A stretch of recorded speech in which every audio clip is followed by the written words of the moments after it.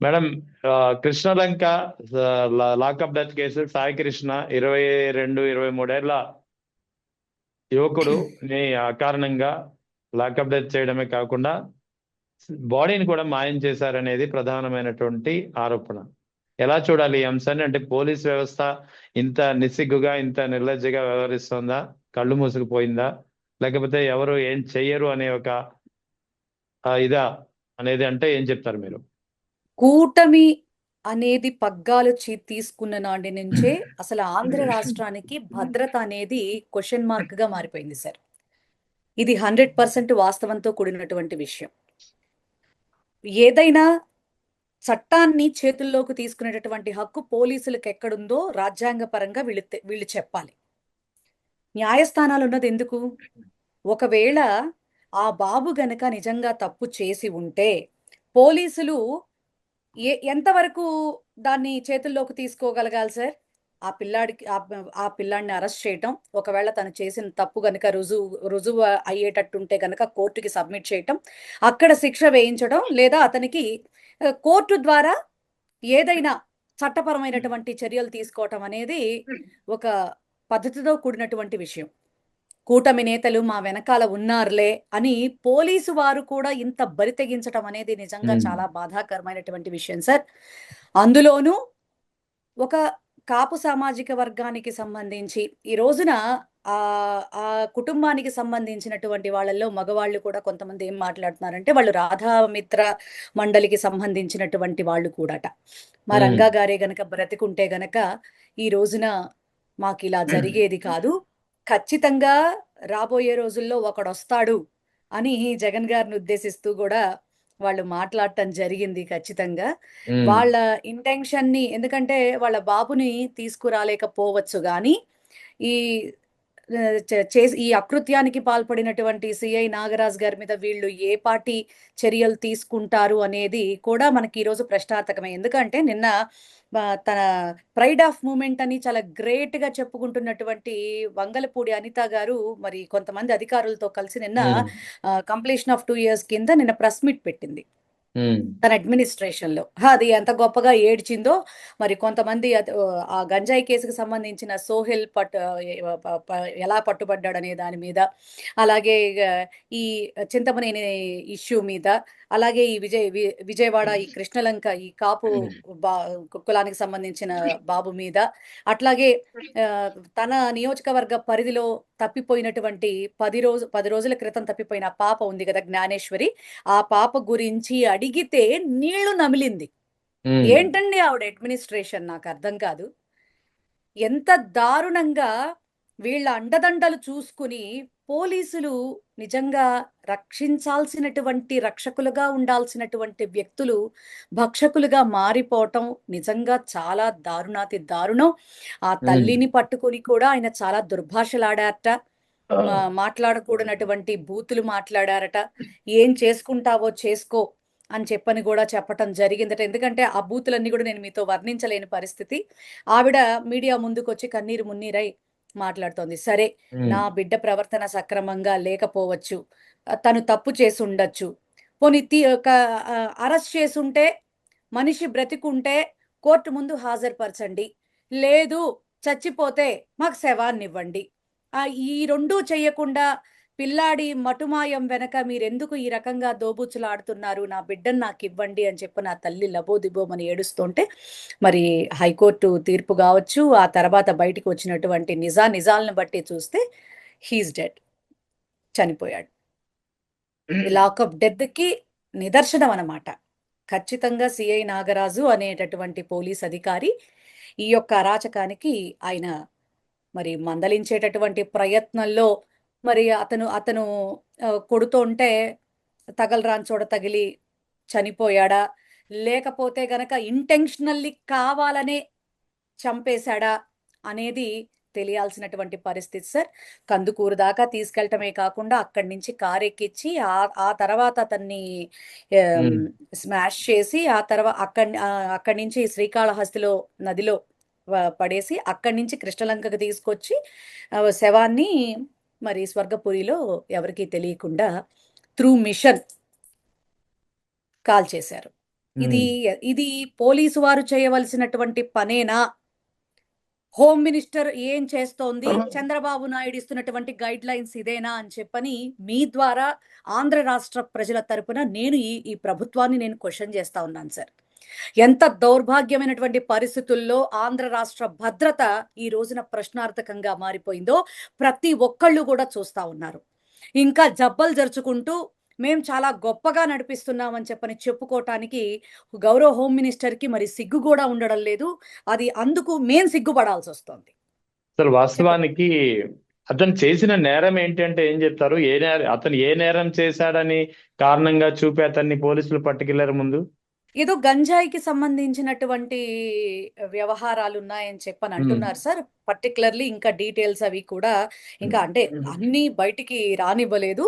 గంజాయి బ్యాక్గ్రౌండ్ లాగా మాత్రమే చెప్తున్నారు. ఏది ఏమైనప్పటికీ కోర్టుకు అప్పగించాలి. అవును. కోర్టు ద్వారా శిక్ష వేయించాలి. కోర్టు సరే అతను చేసింది మరీ చాలా క్రిమినల్ వ్యవహారం అయితే ఆ వ్యవహారాన్ని బట్టి మరి మరి శాశ్వతమైనటువంటి జైలు శిక్ష వేస్తుందా? లేకపోతే గనక ఉరి శిక్ష వేస్తుందా? లేదు కొన్ని సంవత్సరాలు వేస్తుందా? అనేది కోర్టు తీసుకోవలసినటువంటి నిర్ణయం, న్యాయమూర్తి చెప్పవలసినటువంటి న్యాయం. కానీ ఇదంతా కూడా వీళ్ళు చేతుల్లోకి తీసుకుని వీళ్ళు అత్యుత్సాహం చూపించాల్సినటువంటి అవసరత ఏముంది? ఖచ్చితంగా ఈ సిఐ నాగరాజు గారికి మరి యూనిఫామ్ ఊడిపోవటం అనేది మాత్రం ఖచ్చితం. అంతకు మించి జైలు జీవితం కూడా గడపబోతా ఉన్నాడు సార్ ఖచ్చితంగా నేను ఇక్కడ చెప్తా మేడం ఉన్నా. ఇక్కడ సాయి కృష్ణ నేరం చేశాడా లేదా అనేది తెలియదు. కేవలం ఆరోపణ మాత్రమే. ఆరోపణపై అతన్ని పోలీసులు తీసుకెళ్లారు. తర్వాత లాకప్ డెత్ చేశారు. బాడీని కూడా మాయం చేశారు. Yes so sir. ఇక్కడ అతనిపై ఉన్నది కేవలం ఆరోపణ మాత్రమే. అయితే ఇక్కడ అదే రాష్ట్రంలో అదే ఆంధ్రప్రదేశ్లో పక్కన నియోజకవర్గం దెందులూరులో చింతమనేని ప్రభాకర్ ఎమ్మెల్యే, అధికార పార్టీ ఎమ్మెల్యే రాత్రి అర్ధరాత్రి మద్యం మత్తులో తోటి టీడీపీ వ్యక్తి, అది కూడా ఒక లాయర్ న్యాయవాది, ఆయన ఇంటిపై దాడి చేసి నువ్వైనా నేనైనా ఉండేది నువ్వైనా ఉండాలి నేనైనా ఉండాలని తేల్చుకుందామని చెప్పి ఇంటిపై దాడి చేస్తే పోలీసులు చింతమనేని ప్రభాకర్ని ఏం చేయలేదు సరికదా, తిరిగి ఈడుపుగంటి శ్రీనివాసరావు బాధితుడిపైన కేసు పెట్టినటువంటి పరిస్థితి. అంటే ఎలా చూడాలి ఈ రెండు అంశాలని? సార్ ఏదైనా చెప్తున్నాం కదా, వాళ్ళకి అంటే ఇప్పుడు పోలీసులు పక్కాగా పావులుగా మారిపోయారు. చంద్రబాబు నాయుడు ఆడేటటువంటి చదరంగంలో వీళ్ళు one of the most important కీలు బొమ్మల్లాగా వీళ్ళు వాళ్ళని ప్రొటెక్ట్ చేస్తూ పోలీసు శాఖ, పోలీసు అధికారులు అనే వాళ్ళు ఆంధ్ర రాష్ట్రానికి భద్రత ఇవ్వడానికి కాకుండా, ఆంధ్ర రాష్ట్ర ప్రజలకి భద్రత ఇవ్వడానికి కాకుండా కేవలం అధికార మదంతో విర్రవీగిపోతున్నటువంటి కూటమి నాయకులకు మాత్రమే. ఆ కూటమి నాయకుల్లో కూడా ఇప్పుడు మీరు చూస్తే మరి అధికార పార్టీకి సంబంధించినటువంటి హోమ్ మినిస్టర్ గాని, చంద్రబాబు నాయుడు గాని, పవన్ కళ్యాణ్ గాని ఎవరైతే సపోర్టివ్ గా ఒక పర్సన్ కుంటారో వాళ్ళు సేమ్ పార్టీ వాళ్ళైనా సరే వాళ్ళకి మాత్రమే సపోర్ట్ చేస్తారు. కానీ అదే పార్టీకి సంబంధించిన వ్యక్తి ఇంకొక వ్యక్తిని అదే పార్టీకి సంబంధించిన వ్యక్తి కనుక టార్గెట్ చేస్తే మాత్రం ఎట్లాంటి సపోర్టు ఇవ్వరు అనేది మాత్రం ఇక్కడ మనకి సుస్పష్టంగా అర్థమవుతున్నటువంటి విషయం సార్. ఆయన కూడా రోడ్డు మీదకి వచ్చి నేను కూడా పార్టీకి ఇంతకాలం నేను ఈ రకంగా సేవ చేస్తున్నాను, నా ఇంటి మీదకి వచ్చి నా ఇల్లు కూల్చడానికి నీకెంత ధైర్యం ఉంటే నువ్వు ఈ రకంగా చేస్తావు చింతమనేని, నీ యొక్క వినాశనానికే నేను ఈ రోజు నుంచి నేను ఖచ్చితంగా పనిచేసి తీరుతాను అని చెప్పని అతను బయటకు వచ్చి స్టేట్మెంట్ ఇవ్వటం కూడా జరిగింది. ఇంతకు మించిన దిగజారుడుతనం ఈ కూటమికి ఏముంటుందని చెప్పని కూడా నేను ప్రశ్నిస్తున్నాను సార్. నేను ఇక్కడ సాయి కృష్ణ లాకప్ డెత్ కేసులో మరో మాట నిన్నటి నుంచి వినిపిస్తుంది. కొంతమంది ఆరోపిస్తున్నారు, ముఖ్యంగా కొంతమంది గుంటూరు నుంచి రజనీ న్యాయవాది కానీ ఇతర న్యాయవాదులు కొంతమంది, లేదా కాపు సామాజిక వర్గంకు సంబంధించినటువంటి పెద్దలు కొంతమంది ఆరోపించే ఆరోపణ ఏంటంటే ఇది సిఐ నాగరాజు ఆవేశంతో చేసింది కాదు, ఉద్దేశపూర్వకంగా చేసిందే. ఆ ఉద్దేశం వెనుక కొంత ప్రభుత్వ కుట్ర ఉంది. విజయవాడ నడిబొడ్డున కాపుల చేత చంపించే కుట్ర ఇది. ఇలా కుట్ర చేయడం ద్వారా కాపుల్లో చిచ్చు పెట్టాలి అనేది ఒక ప్రభుత్వం పెద్దలు ఈ కుట్ర వెనుక ఉన్నారు అనేది కొంతమంది న్యాయవాదులు చేస్తున్నటువంటి ఆరోపణ. ఏమంటారు సార్? ఒక న్యాయవాదులు సైతం ఆరోపిస్తున్నారు అంటే అంత పిచ్చితనంగా.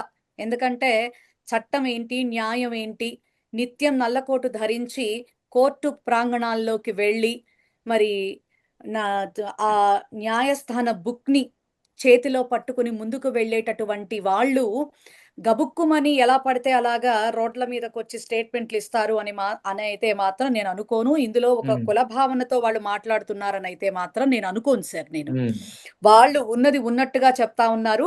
అసలు ఈ కుల భావన అనేటటువంటి పర్సన్ ఎవరైతే ఉన్నాడో, ఆ కుల భావంతోనైనా నన్ను గెలిపించండి అని ఉమ్, చెప్పినటువంటి పర్సన్ ఎవరైతే ఉన్నాడో శ్రీమాన్ పవన్ కళ్యాణ్ గారు నిజంగా ఒక కాపు కులస్తుడై ఉండి ఈ రోజున సిగ్గుపడాల్సినటువంటి పరిస్థితి అతను ప్రవర్తిస్తున్న ప్రవర్తనకి. మేకప్ గురించి మాట్లాడగలిగాడు గాని, ఒక కాపు బిడ్డ అన్యాయంగా చనిపోతే వాటెవర్, ఎందుకంటే చట్టం ముందు ఎటువంటి వ్యక్తి అయినా తప్పు చేస్తే దోషే, అది ఉమ్, ఖచ్చితంగా ఒప్పుకుంటాం. ఆ పిల్లాడి ఏదైనా తప్పుడు పనులు చేసుంటే సిఐ నాగరాజు గారు లీడ్ తీసుకుని అతని ప్రాణం తీసేంతటువంటి అవసరత ఒక సిఐ స్థానంలో ఉన్నటువంటి వ్యక్తికి లేదు. అతను ఏదన్నా తప్పు చేసుంటే గనక ఖచ్చితంగా కోర్టు మెట్లు ఎక్కించాలి, కోర్టులో అతనికి శిక్ష పడేలా చెయ్యాలి. అంతేగాని కన్న వాళ్ళ కడుపులో చిచ్చు పెట్టేటటువంటి హక్కు ఈ సిఐ నాగరాజు గారికి లేదు. ఎందుకంటే తనకి పెళ్ళయ్యి పిల్లలుండి కుటుంబం ఉండుంటుంది కదా సార్. ఇప్పుడు అవును. సిగ్గు లేకుండా మీరు కాపు మేము కాపు, మనం సమాధానం పడదాం రండి, రాజీ చేసుకుందాం రండి అని చెప్పని ఇన్ఫర్మేషన్లు ఇస్తున్నారు అంటే, మరి నిజంగా మరి వాళ్ళ కుటుంబ సభ్యులు మేమన్నా చేతులకు గాజులేసుకుని కూర్చున్నామా అని చెప్పని అడుగుతా ఉన్నారు. ఆ ఉమ్, ప్రశ్నలకి మరి పవన్ కళ్యాణ్ గారు ఫస్ట్ సమాధానం చెప్పాలి.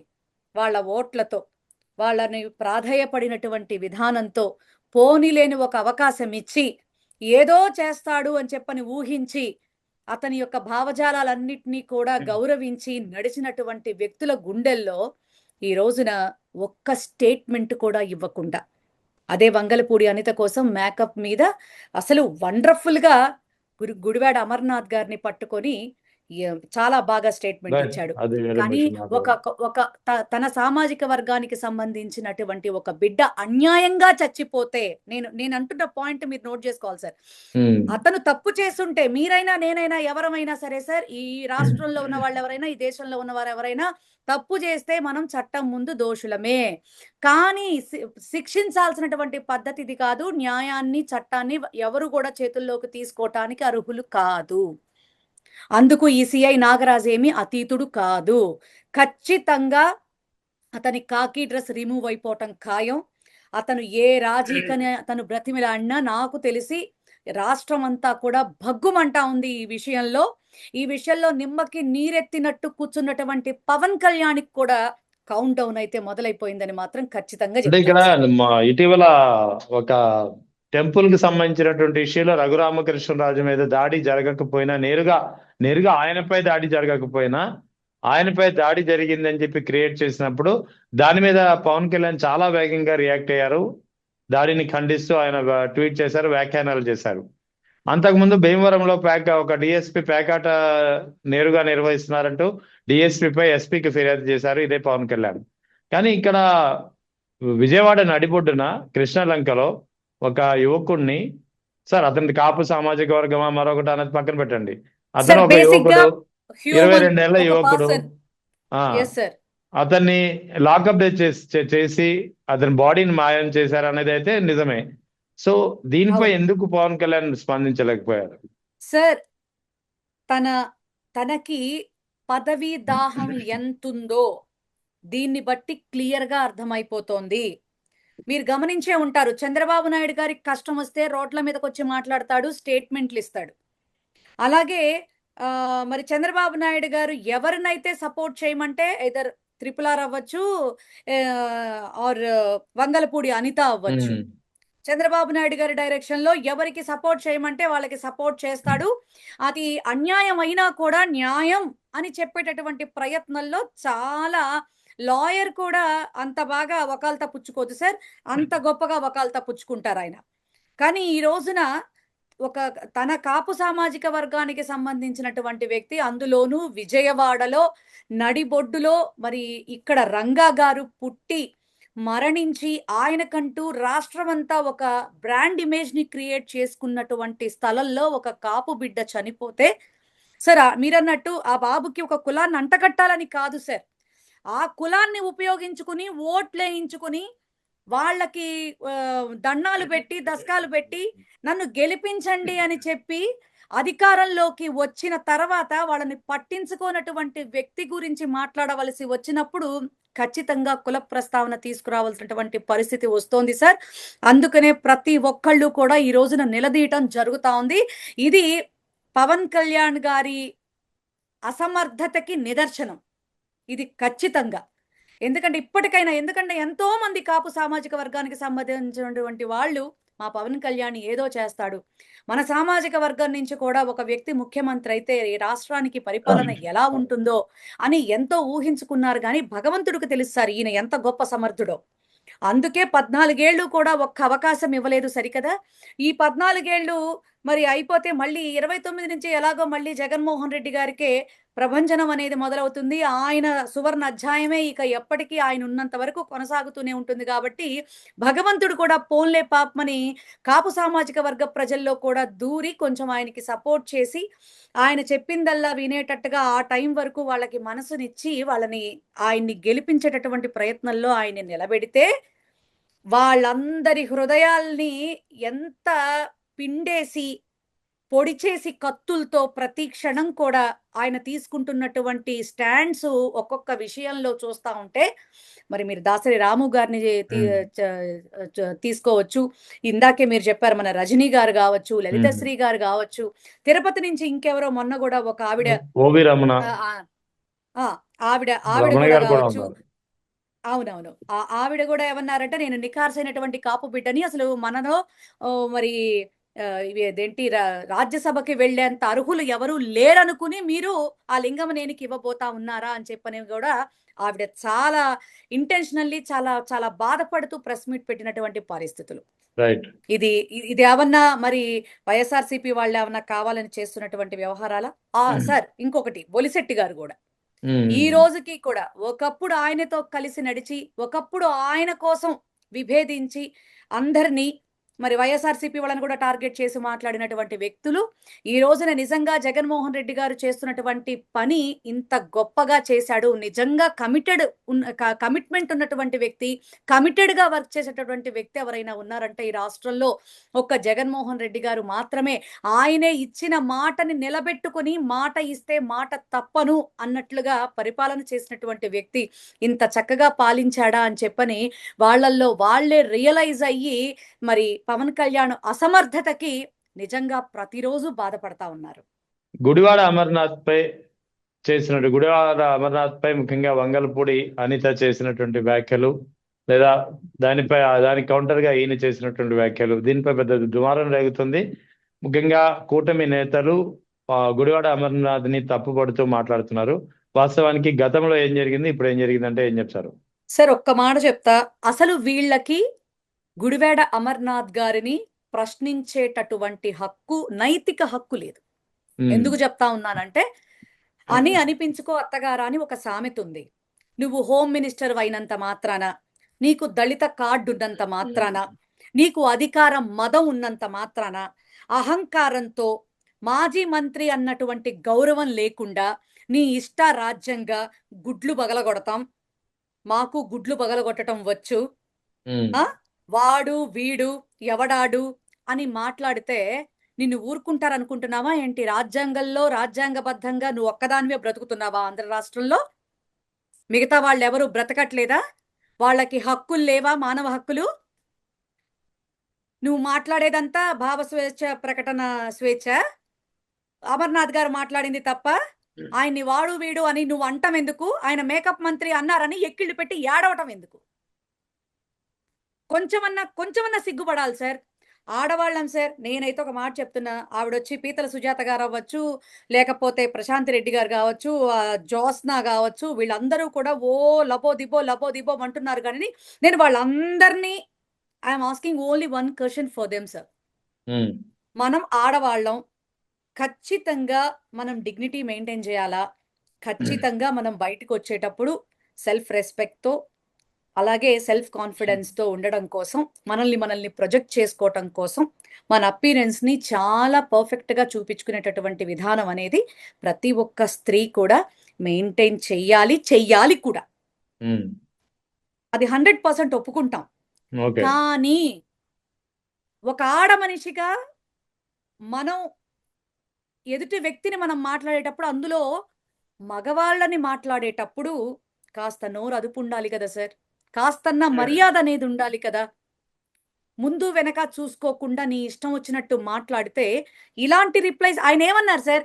అమ్మా మేకప్ మంత్రి గారు గట్టిగా మీరు ఎండలోకి నడిస్తే మొహం మీదున్న కేజీ మేకప్ రాలిపోతుంది. దాని మీదున్న శ్రద్ధ మీకు మీ డిపార్ట్మెంట్ మీద లేదు. నేను నీలాగా సోలో నాయకుడిని గాదు. నేనంటూ రోడ్డు మీదకొస్తే నా కార్యకర్తలు నా వెనకాల వందల వేల మంది నా కోసం వస్తారు అని చెప్పని అన్నారు సార్. నువ్వు చేసే పనులు మా మా మహిళలు కూడా చేయటానికి ధైర్యం చెయ్యలేరమ్మా అన్నారు. నిజమే నీలాంటి నోటి దురద ఏ ఆడవాళ్ళకి కూడా ఉండకూడదు. నీకెందుకు? మళ్ళీ మీరు మా రోజమ్మకి నీతి సూక్తులు చెప్తారు. మీ మీ ఇదే దెందులూరు ఎమ్మెల్యే మా విడుదల రజనీ గారిని పట్టుకొని ఏం మేకప్ చేస్తోంది? వేసుకుని తిరుగుతున్నావా అని. మేకప్ వేసుకుని కూర్చుని తిరుగుతోందా అని అడిగాడు. అవును. అప్పుడేం చేశారు? ఈ మహాతల్లులంతా అప్పుడేం చేశారు సార్? అంటే వీళ్ళ దాకా వచ్చేటప్పటికి నొప్పా? ఇటు చూస్తే కాపు సామాజిక వర్గానికి సంబంధించినటువంటి ఒక బాబు లాకప్ డెత్ అయిపోయాడు. 10 రోజుల నుంచి ఒక బాలిక అదృశ్యమయ్యి అక్కడ ఆచూకీ దొరకడం లేదు. ఎట్లాంటి ఇది లేదు. చింతమనేని ప్రభాకర్ చూస్తేనేమో తాగి తందనాలాడి రోడ్డు మీద దొర్లుతూ సొంత పార్టీ మనిషినే టార్గెట్ చేసి ఇల్లు పగలగొట్టేయడానికి చూశాడు. ఇవన్నీ లా అండ్ ఆర్డర్ ప్రాబ్లమ్స్ కాదా సార్? ఒక మాట చెప్పండి. ఈవిడ అడ్మినిస్ట్రేషన్ ని పర్ఫెక్ట్ గా చేస్తోంది.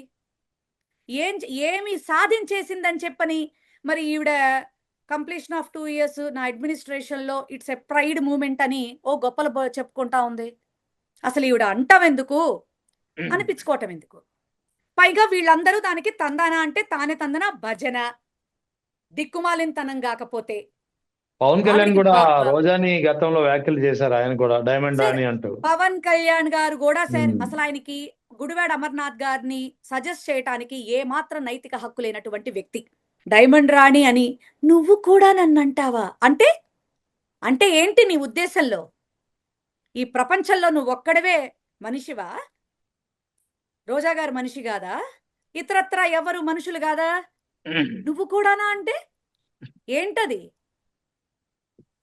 డిప్యూటీ సీఎంగా ఆంధ్ర రాష్ట్రంలో ఇక్కడ ఏది ఎలగబెట్టలేక మొన్న హైదరాబాద్ వెళ్తే అక్కడ కూడా ఉన్న వాళ్ళందరూ కూడా నువ్వు వచ్చి పెట్టినా కూడా మాకేం ఫరక్ పడదు, నువ్వు నీ మాటలు నీ దగ్గరే పెట్టుకో, మా మీద రుద్దాలని చూస్తే మాత్రం పద్ధతిగా ఉండదని గట్టి బాగా పెట్టారు. అయినా కూడా మనకేమనిపించదు. నేను చెప్తున్నాగా సార్, చంద్రబాబు నాయుడు గారికి కష్టం వస్తే చంద్రబాబు నాయుడు గారి కోసం మాట్లాడతారు, రోడ్డు మీదకి వస్తారు, అడ్డంగా పడుకుంటారు కూడా. మీకు తెలియని విషయం. అదే తన సామాజిక వర్గం తనకి సింహాసనం ఇచ్చినటువంటి సామాజిక వర్గంలో ఏదో ఎవరికైనా కష్టం వచ్చిందంటే మాత్రం ఏం మాట్లాడితే తన పోస్టు తన అన్న పోస్టు ఊడిపోతుందని భయం. అది ఆ 21 మందిలో కూడా టీడీపీకి సంబంధించినటువంటి వాళ్ళు ఎంతమంది ఉన్నారు? బీజేపీకి సంబంధించిన వాళ్ళు ఎంతమంది ఉన్నారు? అందులో పేరుకి 21 స్ట్రైక్ రేట్ అయినా ఒక మాట చెప్పండి. తనకంటూ ఎంతమంది ఉన్నారు అందులో చెప్పుకోవటానికి? సార్ కేవలం ఎంత స్వార్థపు మనిషి అంటే పవన్ కళ్యాణ్ గారు, ఇంతకు మించిన దుర్మార్గం కూడా ఇంకోటి లేదు సార్. నిజంగా మేకప్ గురించి మాట్లాడగలిగాడు అంటే మరి రాష్ట్రంలో జరుగుతున్న అరాచకాల గురించి మాట్లాడలేకపోతున్నాడు అంటే ఇటు ఈ మహాతల్లుల్ని ఏమనుకోవాలి, వంగలపూడి అనితకి సపోర్ట్ చేస్తున్నటువంటి శ్రీమూర్తుల్ని ఏమనుకోవాలి, ఈ పవన్ కళ్యాణ్ ఏమనుకోవాలి? నిజంగా చాలా దారుణం సార్. ఒక్కటైతే చెప్తాను సార్, ఆవిడ మాట్లాడింది తప్పు కాదు అని ఆవిడ గనక చెప్తే మా అమర్నాథ్ గారు మాట్లాడింది కూడా తప్పు కాదు. ఇంతే సార్, ఈక్వల్ జస్టిస్. ఆవిడ మాట్లాడింది తప్పు అని ఆవిడ కమిట్ అయ్యి నేను మాజీ మంత్రి వర్యుండి నేను పొరపాటున అన్నాను, అందువల్లే అతను మాట్లాడాడు, తను కూడా నేను క్షమాపణ చెప్తున్నా, తను కూడా చెప్పమనండి అంటే okay right, we are ready for that. అంతే తప్ప ఆయన కూడా ట్వీట్ చేశారు సార్, ఏ నోటి దురదతో నన్ను మాజీ మంత్రి అన్న గౌరవం లేకుండా మాట్లాడారో ఆ మనిషిని తప్ప నేను మహిళా లోకాన్ని నేను అనలేదు. దయచేసి ఏ మహిళలు కూడా ఆవిడతో పోల్చుకోవద్దు, ఆవిడతో సరిసమానంగా ఫీల్ అవ్వద్దు అని చెప్పని ఆయన ట్వీట్ చేయటం కూడా జరిగింది.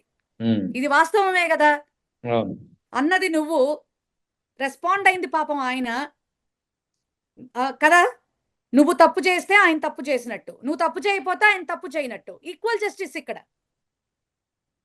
ఎందుకని ఓకే రాష్ట్రంలో జరుగుతున్న సమస్యల మీద కాకుండా నీ మేకప్ గురించి మిగతా ఆడవాళ్ళని కూడా పాపం యువతలకి లాగి okay makeup makeup makeup makeup ఏం మేకప్ నాకు అర్థం కాదు నిజంగా చెప్తా ఉన్నాం సార్ మా రోజమ్మ కూడా అంత మేకప్ చేసుకోరు బేసికల్ గా సినీ ఆర్టిస్ట్ అయినా కూడా వండర్ఫుల్ హీరోయిన్ ఉమ్, అయినా ఈవిడ మేకప్ చూస్తే అసలు భయం వేస్తుంది అసలు ఓహో ఇంతలాగా పూసుకోవాలా మేకప్ బయటకు వచ్చేటప్పుడు అని